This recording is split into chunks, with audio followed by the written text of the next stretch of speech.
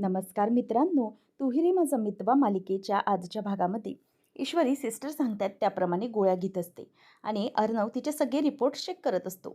त्याच वेळेला आता ईश्वरीचं तोंड अगदी कडू झाल्यासारखं झालेलं असतं आणि आतमध्ये तेवढ्यातच अंजली येते. आता अंजली आणि राकेश दोघंजणही येतात. अंजली ही ईश्वरीकडे बघत असते. त्याच वेळेला आता ईश्वरीला पाहिल्यानंतर राकेशचा चेहरा मात्र पुन्हा मूर्खासारखा तो करतो आणि तिच्याकडे बघतच राहतो. आता ईश्वरीकडे अंजली येते. आता अंजलीला पाहिल्यावर ईश्वरीला खूप बरं वाटतं. आता ईश्वरी पटकन अर्णवकडे हसत बघते, कारण फायनली अंजलीताई आलेली असते. तेव्हा अंजली बघून म्हणते की ईश्वरी, हे काय सगळं आणि हे कसं झालं, तुला कसं लागलं इतकं? तेव्हा ईश्वरी म्हणते की ताई तुम्ही बसा, तुम्ही प्लीज जरा बसा. तेव्हा मग अर्णवला राकेश म्हणतो की हे कसं झालं अर्णव सगळं? म्हणजे ईश्वरीजींची तब्येत अचानक म्हणजे काय झालं काय? तेव्हा काय बोलावं त्यांना काहीही सुचत नसतं. त्याच वेळेला मग आता अर्णव हा म्हणतो की ताई तू पहिले बस, तुला बरं वाटत नाही आहे. तेव्हा मग आता तो तिला बसायला सांगतो. मग राकेश म्हणायला लागतो की खरंच ईश्वरीजी, तुम्ही तुमच्या तब्येतीची काळजी घ्या. आम्हाला जसं समजलं ना तसं मी पटकन अंजलीला घेऊन आलो. काय ना अर्णव, की किती काही झालं, आपल्यात कितीही दुरावे असले तरीही नाती अशी तोडता येत नाहीत. त्यामुळे मी तिला घेऊन आलो आहे. बरं, मला एक कॉल येतो, मी निघतो, असं म्हणून तो बाजूला निघून जातो. ईश्वरी म्हणते की ताई तुम्ही बसा प्लीज. तेव्हा अंजली बसते. ईश्वरी आता तिला खूप बरं वाटलेलं असतं अंजली आल्यामुळे. तेव्हा मग ईश्वरी म्हणते की ताई तुम्ही आलात, खरंच खूप बरं वाटलं. त्यावेळेला आता अंजली म्हणत असते की ईश्वरी तू ठीक आहेस ना? तेव्हा ईश्वरी म्हणते की हो, मी अगदी व्यवस्थित आहे, काहीच काळजी नाही आहे, आता पूर्ण रिकवर झालेली आहे. नंतर राकेश बाहेर येऊन रियाशी फोनवर बोलत असतो आणि म्हणतो की हां बोल बेबी. तेव्हा ती म्हणते की एक मिनिट, मला ना तू हे सगळं असं सारखं बेबी बेबी बोलत जाऊ नको. मला माहिती आहे तू ना मला काहीतरी फसवतोयस, नक्कीच काहीतरी नाटक करतोयस तू. हे सगळं मुद्दाम करतोयस ना? तुझं माझ्यावर अजिबातच प्रेम नाही आहे.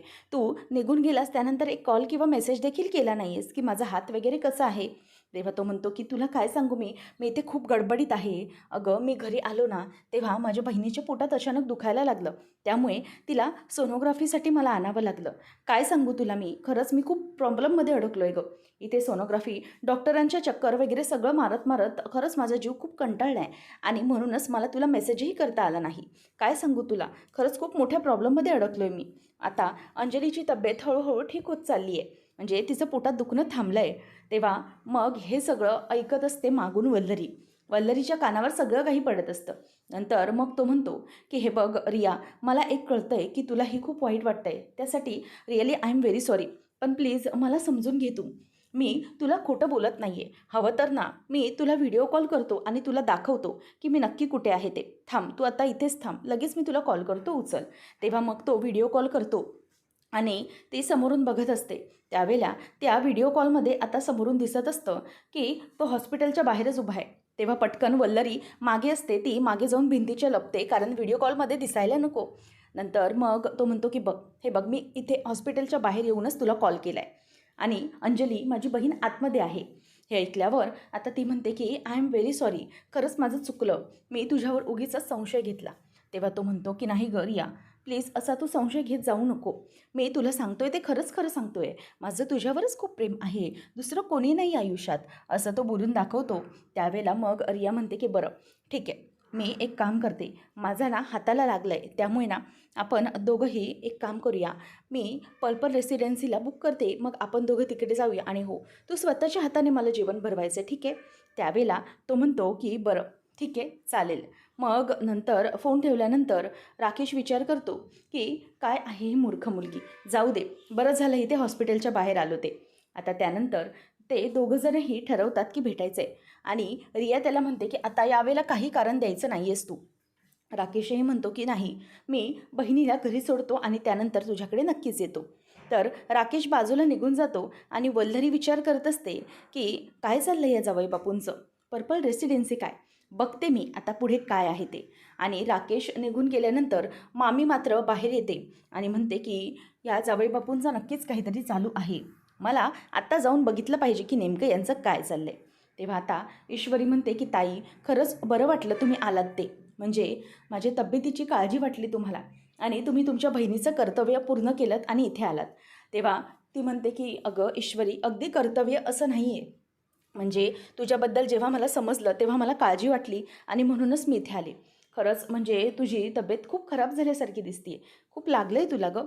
तेव्हा ईश्वरी म्हणते की ताई, आता होईल सगळं व्यवस्थित, काळजी करू नका. आणि तुम्ही आलात ना मला बघायला, खरंच मला खूप बरं वाटतं. आणि तुम्हाला माहिती आहे, कधीकधी ना ह्या अशा त्रासाला किंवा अशा या आजाराला दवापेक्षा दुवाची, म्हणजेच आपल्या माणसांच्या दुवाची जास्त गरज असते. आणि त्यामुळेच पटकन बरं व्हायला होतं, असं ईश्वरी बोलून दाखवते. अंजली म्हणते की हो, म्हणजे होईल, वाटेल पटकन बरं तुला, असं ती तिला सांगत असते. त्यानंतर राकेश येतो, कारण त्याला रियाला भेटायची घाई झालेली असते. तो येतो आणि म्हणतो की बरं ठीक आहे अंजली, आता निघायचं का आपण? तेव्हा असं म्हटल्याबरोबर अर्णवचा आणि ईश्वरीचा पुन्हा चेहरा पडतो, ताई निघून जाणार म्हणून. नंतर मग राकेश म्हणतो की बरं निघूया अंजली. बरं ईश्वरीजी, काळजी घ्या तब्येतीची. आणि अर्णव, घेतो बरं का काळजी तुझ्या ताईची, अंजलीची, असं तो मुद्दामच हसत बोलत असतो आणि अर्णवला टोमणा मारतो आणि म्हणतो की अंजली चल आपण निघूया.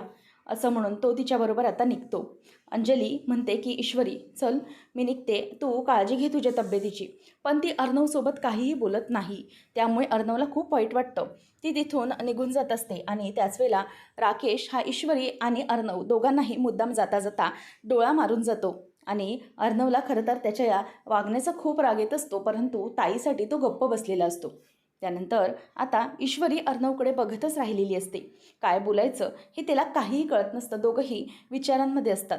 तेव्हा आता ईश्वरी म्हणते की अर्णव सर, ताईने आपला राग बाजूला ठेवला आणि त्या आपल्याला भेटायला आल्या, खरंच त्यासाठी थँक्यू म्हणायला हवं. नंतर अर्णव आणि ईश्वरी हे दोघंही शांत असतात. अंजली बाहेर येते. त्यावेळेला मग आता अंजलीचा चेहरा पडलेला असतो. अंजली म्हणते की खरंच ईश्वरीला किती लागलं आहे, तिच्याकडे मला बघवत नव्हतं. म्हणजे ना, आपल्या माणसांबरोबर असं ठरवून तुटक वागणं जमत नाही, इतका त्रास होतो ना या गोष्टीचा. त्यावेळेला मग तो म्हणतो की मला माहीतच होतं हे सगळं होणार आहे, म्हणूनच तर मी तिला भेटायला, म्हणजेच तुला इथे घेऊन येत नव्हतो. मला माहिती आहे तुला या सगळ्याचा त्रास होणार, म्हणूनच मी तुला सांगत नव्हतो आणि तुला माझा राग आला. तेव्हा ती म्हणते की जाऊ दे हो. तो म्हणतो की माझा राग येईल आणि आणखी अशी गोष्ट घडणार आहे. ती म्हणते की काय झालं आहे? तेव्हा तो सांगतो की मला ना जरा जावं लागलं नाही, मला अर्जंट फोन आला आहे. ज्या 3 मुलींचं रेस्क्यू ऑपरेशन केलं ना, त्याच्यापैकी एकीचा काहीतरी प्रॉब्लेम झाला आहे, त्यासाठी मला कॉल आला आहे, म्हणून मला जावं लागणार आहे. तेव्हा ती म्हणते की नक्की काय, कशाबद्दल? तेव्हा तो म्हणतो की हो अंजली, खरं तर माझं काम आहे त्यामुळे मला जावं लागतं आहे. तेव्हा ती म्हणते की हो, आता तुमचं काम आहे तर मी काही बोलू शकत नाही ना, ठीक आहे जा तुम्ही, असं ती त्याला सांगते. त्यानंतर मग आता राकेश बोलायला लागतो की तू काळजी करू नकोस, मी तुला रिक्षेत बसवून देतो आणि त्यानंतर तू घरी जा व्यवस्थित, मी येईनच माझं काम आटोपलं की. तेव्हा आता ती तिथे रिक्षात बसते आणि निघून जाते. राकेश म्हणतो की अंजली, माझी वाट बघून घेऊ नकोस, जेवून वगैरे घे हां, असं म्हणून तो तिला बाय करतो आणि रिक्षा निघालेली असते. त्याच वेळेला इथे राकेश मात्र पुढच्या रिक्षाची वाट बघत असतो. पुढची रिक्षा त्याला तिथे पर्पल रेसिडेन्सीला घेऊन जायची असते. मामी मात्र इथे त्याच्या मागावरच असते आणि म्हणते की अच्छा चला, जावई बापूंचा मला आता पाठलाग केला पाहिजे, नक्की काय करतायत ना, ह्या सगळ्या गोष्टींवर बारीक लक्ष ठेवलं पाहिजे. आणि तीही त्याचा पाठलाग करते. त्याच वेळेला आता पर्पल रेसिडेन्सीच्या बाहेर आल्यानंतर रिया त्याची वाटच बघत असते. रिक्षातून तो उतरल्यानंतर रिया धावत धावत येते आणि त्याला मिठी मारते. तेव्हा हे पाहिल्यानंतर वल्लरीला जबरदस्त धक्का बसतो. ती म्हणते की बापरे, हे काय चाललं आहे, हे मी बघते काय, म्हणजे ही कोण मुलगी आहे आणि जावई बापूंनाही का मिठी मारते? आता हे पाहिल्यानंतर ती अगदीच तिच्याकडे बघतच राहते, कारण की राकेश हा एका मुलीला मिठीत घेऊन आहे हे पाहून तिला तर धक्काच बसतो. तर आता हे सगळं पाहत असताना मामी म्हणत असते की बापरे वल्लरी, अगं हा तर एक जबरदस्त धक्का आहे आणि या धक्क्यातून बाहेर पड वल्लरी, आणि हे सगळं फोनमध्ये रेकॉर्ड करून घे, या सगळ्याचा तुला फार उपयोग होऊ शकतो. म्हणूनच ती पटकन मोबाईल काढते आणि रिक्षामधूनच त्या दोघांचा व्हिडिओ रेकॉर्ड करून घेते. त्यावेळेला तो व्हिडिओ ती लांबूनच रेकॉर्ड करते आणि म्हणते की मला माहिती आहे, हे सगळं जे काही जावई बापू मला ब्लॅकमेल करण्याचं काम करतात ना, या सगळ्या गोष्टी आता मला त्यांच्यावरच सगळ्या अडकवायला हव्यात, त्यासाठी हे मला करायलाच हवं, असं म्हणून ते सगळे व्हिडिओ रेकॉर्ड करून घेत असते. ते दोघंजणही आता गप्पा मारतात आणि गप्पा मारत आतमध्ये जातात आणि तो तिच्या हाताची चौकशी वगैरे करत असतो. आणि आतमध्ये निघून जात असताना मामी म्हणते की वा चला, आता मस्त व्हिडिओ भेटला आहे, जावई बापूंची दुखणी नस आता माझ्या हातात आली. बघूया पुढे काय घडते ते. आता वल्लरी रिक्षामधून बाहेर पडते आणि त्याचा पाठलाग करायला लागते. त्याच वेळेला आता ते दोघंजणही म्हणजेच रिया आणि राकेश दोघंही आतमध्ये निघून जातात आणि त्याच वेळेला हे वल्लरी तिकडून आतमध्ये येत असते आणि ती हळूहळू पुढे पाऊल टाकत असते की राकेश तिथून गायब झाला आहे का. आता ती रिसेप्शनवर येते आणि विचारते की मला जरा सांगा की आता दोघंजणही जे कोण गेले ना ते कोण होते. तेव्हा मग ती विचारते की नक्की तो विचारतो नक्की कोणाबद्दल. मग ती दोघांचाही फोटो दाखवते आणि विचारते की ह्या दोघांबद्दल. तो म्हणतो की मला माहीत नाही कोण होतं ते. तेव्हा वल्लरी लगेच त्याला 500 रुपयाची नोट काढून देते आणि म्हणते की आता सांग की कोण होते ते. तेव्हा तो सांगतो की या साहेब आणि या मॅडम इथे येत असतात. त्यावेळेला लगेचच पुढे ती म्हणते की ती मुलगी कोण होती. तो सांगत नाही. मग ती पुन्हा पैसे देते. तो सांगतो की या खूप मोठ्या आसामी आहेत, रिया कारखानीस मॅडम आहेत आणि त्या इथे येत असतात आणि हे साहेब त्यांच्यासोबत असतातच आणि या दोघांचं नातं काय ते मला माहीत नाही. यांचं लग्न झालेलं नाही आहे पण हे दोघं इथे येत असतात. असं सांगितल्यावर आता वल्लरी म्हणते की ठीक आहे. मग यांचा रूम नंबर हे दोघंजणी कुठे राहतात हे पुन्हा ती पैसे देऊन काढून घेते आणि म्हणते की आत्ता मला सगळ्या या बाबतीत जावई बापूंच्या सगळ्या काही गोष्टी कळलेल्या आहेत. म्हणूनच वल्लरी पुढे येते आणि म्हणते की आत्ता मला डायरेक्टच जावई बापूंवरती हल्ला करायला हवा. त्याशिवाय ते कधीही माझं डोकं खाणं थांबवणार नाहीत. म्हणूनच वल्लरी आता मस्तपैकी पुढे येते आणि तिचा पुढचा प्लॅन डोक्यात सुरू असतो. ईश्वरी आणि अर्णव दोघंजणही आता घरी येत असतात.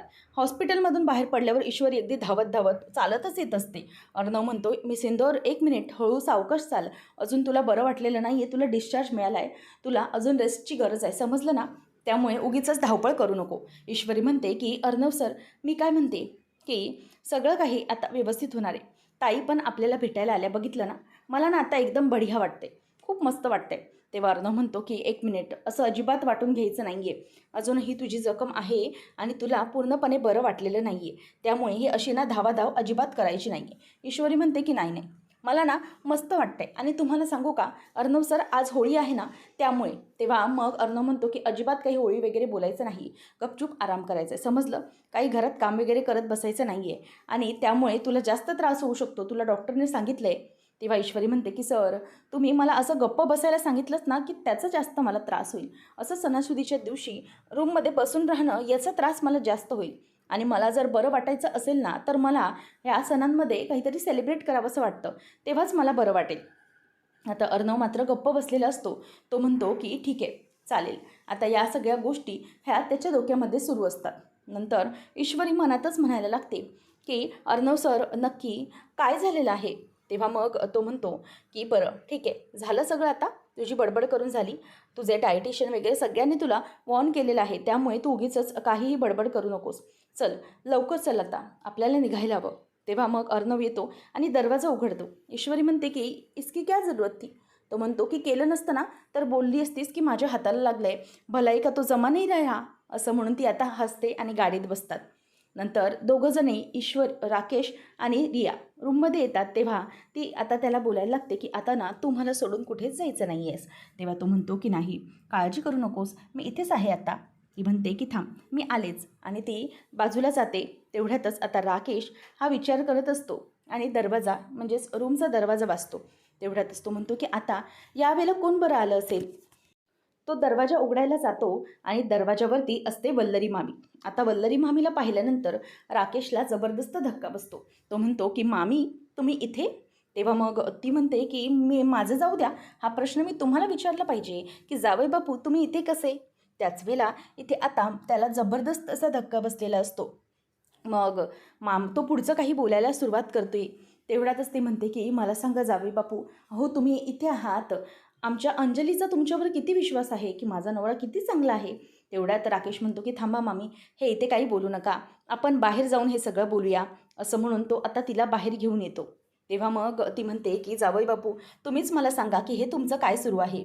तेव्हा राकेश म्हणतो की मामी हो पाठलाग करत होतात का तुम्ही. तेव्हा ते म्हणते की हो म्हणजे मला कळतच नाही आहे. तुम्ही प्रत्येक वेळेला मला असे ब्लॅकमेल करत असता ना म्हणून म्हटलं की आपणही बघूया की नक्की जावई बापूंचं चाललंय तरी काय. त्यावेळेला आता तो म्हणतो की नक्की तुम्हाला काय समजलंय. तेव्हा तो आता मोबाईल स्वतःचा काढते आणि मोबाईल काढून त्याला सगळी व्हिडिओ दाखवते राकेशची. आता ती व्हिडिओ पाहिल्यानंतर मात्र राकेशला धक्काच बसतो. तो बघायला लागतो आणि म्हणतो की अरे बापरे मामी, तुम्ही असा व्हिडिओ काढून ठेवला आहे तर. तेव्हा ती म्हणते की हो, हा व्हिडिओ काढून ठेवला आहे आणि आता लक्षात ठेवायचं, माझं हे सिक्रेट ना तुमच्याजवळ आहे आणि जर हे मी कोणाला दाखवलं तर काय होऊ शकतं याचा विचार केला आहे का तुम्ही? तुम्ही माझ्याकडून जे काही पैसे लाटत असताना ते आता सुरुवातीला पहिले बंद करायचे, नाहीतर तुमचं सगळ्यात मोठं सिक्रेट हे बाहेर येईल. तेव्हा राकेश तिच्याकडे बघून हसतो आणि म्हणतो की काय ओ मामी, तुम्ही पण ना खरंच, म्हणजे तुम्हाला जर माझा व्हिडिओ काढायचाच होता ना तर जरा क्लिअर झूम करून काढायचा होता ना, माझं बॅक फेसिंग दिसतंय सगळं, समोरून तरी व्हिडिओ काढायचा होता. असं आता तो तिला बोलतो आणि म्हणतो की हे बघा, मी व्हिडिओ दाखवते असा व्हिडिओ काढायचा असतो. तेव्हा मग इथे उदयकांत आणि वल्लरीचं सगळं बोलणं त्याने रेकॉर्ड केलेलं असतं. म्हणजेच उदयकांतला ती बोलत असते की माझ्या आयुष्यातून ईश्वरी नावाचा काटा मला कायमचा बाजूला करायचा आहे आणि ती उदयकांतला सुपारी देत असते. तेवढ्यात मग ईश्वरी ती म्हणते की हा व्हिडिओ तुम्हाला कसा मिळाला? त्यानंतर मग तो म्हणतो की अहो, हा व्हिडिओही आहे आणि आणखी एक व्हिडिओ दाखवतो मी तुम्हाला, थांबा. असं म्हणून तो तिला आता आणखी एक व्हिडिओ दाखवायला लागतो. तेव्हा तो व्हिडिओ ती पाहून अगदीच घाबरते आणि नंतर मग तो पुढचा व्हिडिओ असतो, तो म्हणजे हॉस्पिटलमधला. तो दी वल्लरी ईश्वरीला इंजेक्शन देऊन सलाईनमधून मारण्याचा प्रयत्न करत असते, तो व्हिडिओ असतो. तो म्हणतो की हा बघा, हा त्याच्यापेक्षा जास्त खतरनाक व्हिडिओ आहे नाही का? तेव्हा मग मामी म्हणते की हा मोबाईल द्या आधी माझ्याकडे. ती त्याचा मोबाईल खेचून घेते आणि बाहेर फेकणार असते. तेवढ्यातच तो म्हणतो की ओ मामी, थांबा थांबा थांबा, उगीचच त्या बिचाऱ्या मोबाईलला कशाला फोडताय आणि मला कशाला भुर्दंड देताय तुमच्याकडे पैसे मागण्याचा?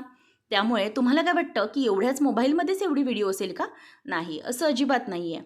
ह्या ज्या व्हिडिओ आहेत ना त्या आणखी काही ठिकाणी सेव्ह आहेत माझ्या हार्ड डिस्कमध्ये, त्यामुळे तुम्हाला घाबरण्याची काहीही गरज नाही. So so unlucky. त्यामुळे तुम्ही आता जरा थांबा आणि पुढचा विचार नीट करा. कारण की जर मला तुम्हाला ब्लॅकमेल करायचं असेल ना तर तुम्हाला पुढच्या गोष्टीही व्यवस्थित लक्षात ठेवाव्या लागतील. आणि हा जर व्हिडिओ आहे तो मी घरी दाखवला तर मग तुमचं काय होऊ शकतं याचा विचार केला आहे का तुम्ही? कसं आहे ना, हा व्हिडिओ जो आहे तो मामूली आहे. मी काहीतरी फिरवून हा व्हिडिओ फेक आहे असं सांगू शकतो, पण तुम्ही तुमच्याबद्दलचा हा जास्त रिस्की आणि खतरनाक व्हिडिओ माझ्याजवळ आहे, बरोबर ना? असं म्हटल्यावर वल्लरी आता गप्प बसते. वल्लरीला कळतं की जावई बापू हा एक नंबरचा नालायक आहे. त्यामुळे ती म्हणते की हे बघा जावई बापू, तुमचं सिक्रेट माझ्याकडे आणि माझं तुमच्याकडे, बरोबर? त्यामुळे मग आपण दोघंजणही असं भांडत बसण्यापेक्षा एकमेकांना मदत करूया ना. एकमेकांना मदत करूनच आपलं हे सिक्रेट आपण बाहेर काढू शकतो, बरोबर? त्यामुळे आता प्लीज आपण दोघंही वाद घालायचे नाही. हे सिक्रेट ना आपण दोघांनी असंच मनामध्ये ठेवायचं आहे. म्हणजे मी तुमची मदत करते, तुम्ही माझी मदत करा. मी तुम्हाला पार्टनरशिप ऑफर करते. मग लगेचच तो म्हणतो की बरं ठीक आहे, यामध्ये काय मिळेल मला? तेव्हा ती त्याच्याबरोबर हात मिळवते आणि म्हणते की बरं जावई बापू, तुम्ही ना तुमच्या मोबाईलमधलेही व्हिडिओ डिलीट करून टाकायचे आणि एक गोष्ट लक्षात ठेवायची की मी तुम्हाला मला जे काही मिळेल ना त्यातला थोडा हिस्सा नक्की देणार. नक्की तुम्हाला काही पैसे मी देणार. राकेश म्हणतो की ये हुई ना पत्ते की बात. चला मामी, काळजी करू नका, मी तुमच्याबद्दल ना काहीही सांगणार नाही. राकेश निघून जातो आणि वल्लरी म्हणते की झालं, या माणसाकडे इतके मोठे व्हिडिओ आहेत आणि मला खरंच काही कळलं कसं नाही. ती आता पुन्हा रिक्षेने निघून जाते. वल्लरीच आता त्याच्या पुढे तोंडावर पडलेली असते. ईश्वरी आता घरी येते आणि घरी आल्यावर अर्णव तिला दरवाजा उघडून देतो आणि ईश्वरी म्हणते की सर, आजूबाजूला सणाचा काही माहोलच नाही आहे. तेव्हा अर्णव म्हणतो की मी सिंदोर, मी तुला सांगितलं आहे, अजिबातच कोणत्याही प्रकारच्या प्रकारात आता पडायचं नाही आहे. आराम कर, तू घरी चल आणि सगळेजण तुझी वाट बघतायत. ईश्वरी म्हणते की हो, चला आपण सगळेजण येऊया. तेव्हा दोघंजणही जात असताना काही चिल्लीपिल्ली मुलं येतात आणि म्हणतात की एक मिनिट, थांबा ना थांबा ना. तेव्हा मग ईश्वरी विचारते की मुलांनो काय झालं? तेव्हा त्यातली मुलं म्हणतात की मला ना साहेब होळीसाठी रंग खेळायचेत, म्हणजे पण रंगांसाठी ना आमच्याकडे पैसेच नाही आहेत. आम्ही म्हणून होळीसाठी ना पैसे गोळा करतोय. आता हे ऐकल्यावर ईश्वरीला आणि अर्णवला खूप वाईट वाटतं. त्याच वेळेला मग तो म्हणतो की साहेब, हा मुलगा आहे ना त्याचे तर वडील पण नाही आहेत, तो बिचारा आई वडील नाही आहे, अनाथ आहे तो. तेव्हा मग अर्णवला खूप वाईट वाटतं. तो म्हणतो की तुझं नाव काय आहे? तेव्हा तो म्हणतो की माझं नाव सोहम आहे, माझ्या आईने माझं नाव ठेवलं आहे. तेव्हा अर्णव म्हणतो की वा, खूप गोड नाव आहे आणि माझं पण नाव अर्णव आहे आणि तू मला साहेब बोलू नको, दादा बोल चालेल, माझंही नाव माझ्या आईनेच ठेवलं आहे. अर्णव म्हणतो की मग तू कोणासोबत राहतोस? तेव्हा तो मुलगा सांगतो मी ना माझ्या आजीसोबत राहतो.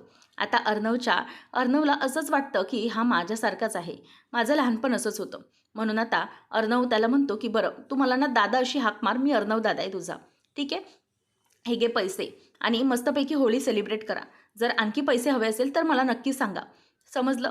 तेव्हा सगळी मुलं खूप खुश होतात आणि मग अर्णवला ते रंग लावायला बघत असतात. अगोदर पैसे घेऊन ते बाजूला जातात. ईश्वरी ही त्यांच्याकडे बघतच असते आणि खुश झालेले असतात. अर्णव म्हणतो की बघितलं किती लहान मुलं होती, निरागस, त्यांना होळी सेलिब्रेट करायची होती. तेव्हा मग ईश्वरी म्हणते की सर खरंच मला ना तुमचा खूप अभिमान वाटतो. ती आता त्याच्याकडे बघतच असते आणि तेवढ्यातच ती मुलं पुन्हा येतात आणि म्हणतात की एक मिनिट दादा, अरे तुला आम्ही रंगच लावला नाही. त्यावेळेला मग ईश्वरी म्हणते की अरे नको बाळा, सरांना ना रंग लावलेला आवडत नाही. त्याच वेळेला मग अर्णव म्हणतो की नको राहू दे, तुला लावायचा आहे ना मला रंग, लाव, पण थोडासाच लावा, अगदी जास्त नको. तेव्हा मग तो म्हणतो की नाही दादा थोडाच लावतो.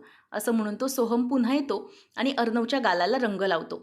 अर्णवला आता मात्र खूप आनंद झालेला असतो की लहान मुलांनी फायनली अर्णवला रंग लावला आणि इतके वर्ष होळी न खेळणारा अर्णव आज ईश्वरीमुळे होळी खेळायला तयार झालेला असतो. हे सगळं ईश्वरी पाहते आणि तिला खूप अगदी आश्चर्यचकित व्हायला होतं. त्याचबरोबर आता जो मुलं असतात ती ईश्वरीलाही रंग लावायला तयार असतात. ईश्वरी म्हणते की हो बाळांनो, अरे तुम्ही मला रंग नाही लावलाय. त्याच वेळेला अर्णवला रंग लावल्यानंतर लहान मुलगी म्हणते की एक मिनिट, मला ना माझी आत्तू बोलते ताई की आपल्या बायकोला ना नवऱ्यानेच पहिला रंग लावायचा असतो आणि त्यासाठीच पहिला रंग ना तूच लाव दादा तिला, असं सगळेजण सांगायला लागतात. त्यावेळेला मग ईश्वरी आता अर्णवकडे बघायला लागते. अर्णवही ईश्वरीला आता पहिला रंग लावतो गालांना तिच्या, त्यामुळे ती खूप खुश होते. फायनली ईश्वरी आणि अर्णव यांच्या होळीची अशी सुरुवात झालेली असते. सगळी मुलं आता ओरडतात, ये दादाने तिला रंग लावला, आणि मग होळी रे होळी असं करत ते पळत जातात. ईश्वरी अर्णव दरवाजात येतात आणि मग ईश्वरी आणि अर्णव आल्याबरोबर वल्लरी ही आरतीचं तबक घेऊन येते आणि मामा म्हणायला लागतो की अरे हे काय, होळी आहे, मग तुम्ही दोघं अगोदरच बाहेरून होळी खेळून आलात की काय? तुमच्या दोघांनाही हे गालाला रंग कसे काय लागले? तेव्हा ईश्वरी म्हणते की मामा, आता काही लहान मुलांना बाहेर वर्गणी मागण्यासाठी आली होती आणि म्हणूनच मग त्यांना वर्गणी दिली, तेव्हा त्यांनी आम्हाला हे रंग लावला, म्हणजे सरांना रंग लावला. तेव्हा मामा म्हणतो की अरे वा, अर्णवला फर्स्ट टाईम रंग लावला. नंतर मग आकाश म्हणायला लागतो की बरं अर्णव दादाचं ठीक आहे, परंतु आमच्या वहिनीसाहेबांना रंग कोणी लावला? अर्णव दादानेच ना? तेव्हा आता ईश्वरी गालातल्या गालात हसायला लागते आणि ती लाजते. त्याबरोबर मामी तिच्याकडे बघतच राहते आणि आजी म्हणते की बघितलं, ईश्वरी लाजली, याचा अर्थ अर्णवनेच तिला रंग लावलेला असणार. मग आता मामा म्हणतो की ईश्वरी आणि अर्णव आलेत, वाट कसली बघतेस वल्लरी, ओवाळ त्यांना. ती म्हणते की नाही हो, बघते मी कसे रंग उधळून आलेत ते. तेव्हा मग आता ती वल्लरी त्या दोघांचंही औक्षण करायला सुरुवात करते. मनातल्या मनात म्हणते की ईश्वरी, तू इथे आलीस खरी, परंतु फार काळ तुला इथे मी राहू देणार नाही. या सगळ्यातून जरी वाचली असलीस ना, तरीही इथून पुढे मी तुला सोडणार नाही आहे. नक्कीच मी तुला या सगळ्यामध्ये अडकवेन, म्हणजे अडकवेनच. असं म्हणून ती आता मनापासून विचार करत असते आणि खुश होत असते. मनातल्या मनात मात्र वेगळं सुरू असतं. त्या दोघांना आतमध्ये आणल्यानंतर ईश्वरीला थोडं गरगरल्यासारखं होतं. अर्णव विचारतो की मिस इंदोर, काय झालंय, काय होतंय? ती म्हणते की नाही सर, मी ठीक आहे, मला थोडंसं फक्त गरगरल्यासारखं झालं. अर्णव म्हणतो की मिस इंदोर, तुला सांगितलंय मी, तुला आरामाची गरज आहे, त्यामुळे तू ना दगदग करू नकोस. तेव्हा ईश्वरी म्हणते की सर असं प्लीज बोलू नका, अहो मी आराम करीनच, काहीच काळजी नाही आहे. तेव्हा मग तो म्हणतो की हो, काळजी नाही आहे ठीक आहे, परंतु लवकरात लवकर तुला बरं झालं पाहिजे, समजलं ना? ईश्वरी म्हणते की हो सर, मला आहे लक्षात, मी होईन बरी लवकर, आणि इतकं काही झालेलं नाही आहे. तेव्हा तो म्हणतो की इतकं, अगं भरपूर काही झालं आहे, तुला आराम करण्याची गरज आहे. तेव्हा मामा आणि आजी म्हणतात की हो बरोबर आहे, चिंटू जा, तिला रूममध्ये घेऊन जा आणि आराम करू दे. तेव्हा अर्णव ईश्वरीला म्हणतो की तुला विकनेस आहे, सो तुला स्टेप्स चढता येणार नाहीत, मी तुला उचलीनच घेऊन जातो. आता अर्णव ईश्वरीला मिठीत घेतो आणि तिला खांद्यावर असा घेऊन मिठीत घेऊन वरती चढत जातो. तेव्हा आता आकाश असं म्हणून त्यांना चिडवत असतो. तेव्हा मामा म्हणतो की वा, बघितलं आमचा अर्णव किती हिरो आहे, आपल्या बायकोला मस्तपैकी घेऊन जातोय, आणि बायको हलकी फुलकी असली तर तिला उचलायला जरा सोपं पडतं नाही अशा वेळेला. तेव्हा मग मामी पटकन टोमणा समजते आणि म्हणते की बरोबर आहे, आणि कसं आहे ना, बायकोला उचलण्यासाठी नवरा पण आपल्या अर्णवसारखा बॉडी बिल्डर असायला हवा, तरच उपयोग, नाही तर काय. तेव्हा लगेच आकाश म्हणतो की वा मॉम वा, काय भारी उत्तर दिलेस तू डॅडला, असं म्हणून आता दोघांची तिथे छेडखानी सुरू असते. अर्णव ईश्वरीला उचलून घेऊन आणतो आणि समोरच बघतो. ईश्वरीला उचललेलं असतं आणि ती आतमध्ये आल्यानंतर बघते की अर्णव सर, वाव किती सुंदर रूम डेकोरेट केली आहे तुम्ही. आता ती रूम पाहिल्यानंतर तिच्या चेहऱ्यावरचा आनंद अगदी खुलून आलेला असतो. त्याने अगदी मस्तपैकी रूम डेकोरेट करून ठेवलेली असते ईश्वरीसाठी आणि छान फुलांचे सडे वगैरे घातलेले असतात. ते पाहून तिच्या आवडीप्रमाणे सगळं दिसल्यामुळे तिला खूप आनंद झालेला असतो. अर्णव आता ईश्वरीकडे बघतो आणि म्हणतो की कसं वाटलंय. ईश्वरी म्हणते की सर खूप बढिया, खूप छान वाटलं मला. तेव्हा आता अर्णव ईश्वरीला हातात हात मागतो आणि तिला हातात हात म्हणजेच घेऊन तिला पुढे चालत आणत असतो. आता हे सगळं ईश्वरी जेव्हा पाहते तिला खूप कौतुक वाटतं. अर्णवने सगळी रूम अगदी छान एखाद्या सणाप्रमाणे डेकोरेट केलेली असते आणि मग अर्णव तिला घेऊन पुढे येतो. ईश्वरी मागे पुढे बघते आणि खूपच खुश होते. म्हणते की सर, एक नंबर केलं आहे तुम्ही हे सगळं. खरंच खूप आनंद झाला हे सगळं बघून. आणि मला सांगा की हे डेकोरेशन कोणी केलं आहे? अर्णव म्हणतो की एका ॲपवरून मी माणसं मागवली होती, तर त्या माणसांनी डेकोरेट केलं आणि ते इथून निघून गेले. ईश्वरी म्हणते की बरं ठीक आहे, कोण होती ती माणसं? मला ना त्यांना खरंच मनापासून थँक्यू म्हणायचं आहे. इतकं छान डेकोरेशन केलं आहे. द्या ना त्यांना फोन लावून, मी त्यांना थँक्यू म्हणते. तेव्हा त्या माणसांचा नंबर तुमच्याकडे असेलच ना? तेव्हा अर्णव म्हणतो की नाही, त्यांचा नंबर नाही आहे. ईश्वरी म्हणते की सर, तुम्ही ना मला बोलताय हे ठीक आहे, परंतु हे जे काही डेकोरेशन केलं आहे ना, हे कोणत्याही परक्या माणसाने केलं आहे असं मला वाटतच नाही आहे. हे डेकोरेशन ना कोणीतरी आपल्याच माणसाने केलं आहे असं मला वाटतं आहे. यामध्ये खूप प्रेमाचा स्पर्श आहे आणि हे सगळं जे काही केलं आहे ना, ते कुठल्याही गैर माणसाने केलेलं नाही आहे. मला माहिती आहे अर्णव सर, हे डेकोरेशन ना तुम्हीच केलं आहे. त्यासाठी तुम्हाला खरंच मनापासून थँक्यू. खूप खूप थँक्यू. खूप फ्रेश वाटलं मला हे सगळं पाहून. तेव्हा मग अर्णव म्हणतो, मिस इंदोर, ते सगळं जाऊ दे. मला आता तू एक गोष्ट सांग की नक्की काय घडलं होतं? त्या दिवशी तू फोन आला आणि निघून गेलीस. मग तुला तो फोन कोणी केला होता? नक्की कोण होतं त्या फोनच्या मागे? अर्णव मला ईश्वरी म्हणते की धुमाळ, श्रीकांत धुमाळ, त्याने मला फोन केला होता. ईश्वरीला तो म्हणतो की तुझ्या लक्षात येतोय का? He was trying to kill you. तुला मारायच्या प्लॅनने त्याने बोलवून घेतलं होतं. पण मी असं केलं असेल तर मी त्याला आता सोडणार नाही आहे. पुढच्या भागामध्ये आजी म्हणत असते की अरे अविनाश, होळीच्या आधी 2-3 दिवस होलाष्टक असतं आणि तो काळ हा गर्भवती महिला आणि लहान मुलांसाठी अजिबात चांगला नसतो. त्या काळात त्या माणसांना खूप जपायचं असतं आणि अंजली आपली एकटी आहे तिथे. ती गर्भवती आहे, तर तिला कसं काय जपायचं? ती बिचारी एकटी सगळं कसं काय हँडल करेल? त्यावेळेला मग आता मामा म्हणतो की काय करायचं मग आता? तेव्हा ती म्हणते की या काळात अंजलीला इथे आणलं असतं तर खरंच फार बरं झालं असतं. तेव्हा हे सगळं अर्णव ऐकतो आणि त्याच्या कानावर शब्द पडतात की ताई या काळामध्ये इथे सेफ नाही आहे. मग अंजलीचं हे बोलणं ऐकल्यानंतर अर्णव रूममध्ये येतो आणि ईश्वरीला सगळं काही सांगतो. ईश्वरी म्हणते की अर्णव सर, काहीच काळजीचं कारण नाही आहे, होईल सगळं व्यवस्थित. अंजलीताई इथे येतील आणि इथे राहतील पण. अर्णव म्हणतो की कसं काय, कसं शक्य आहे? ईश्वरी म्हणते की हो, आहे शक्य. आपण नक्कीच असं करूया. ताईला ना आपण इथे घेऊन येऊया आणि त्याच्यासाठी ना माझ्या डोक्यामध्ये एक प्लॅनिंग आहे. आता ईश्वरी अर्णवला ते प्लॅनिंग कसं सांगणार आहे आणि नक्की अंजलीताई इथे येईल का, पाहणं रंजक ठरेल. अशाच अपडेट्ससाठी चॅनलला नक्की सबस्क्राईब करा. धन्यवाद.